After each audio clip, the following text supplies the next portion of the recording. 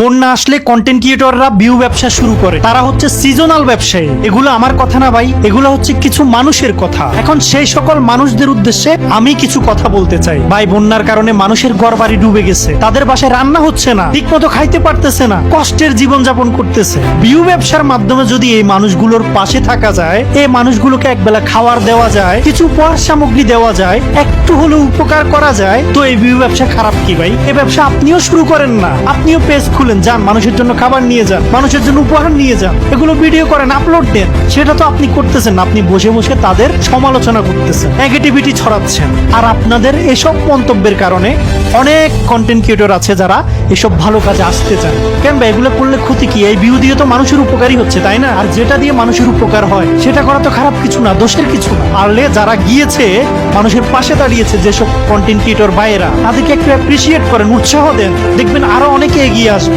এই নেগেটিভিটি আসলে বন্ধ হওয়া দরকার, কন্টেন্ট ক্রিয়েটর ভাইদের পাশে থাকা দরকার। স্যালুট জানাই আমার প্রিয় কন্টেন্ট ক্রিয়েটর ভাইদের, যারা চট্টগ্রামবাসীর পাশে দাঁড়িয়েছে। আপনাদের জন্য মন থেকে ভালোবাসা।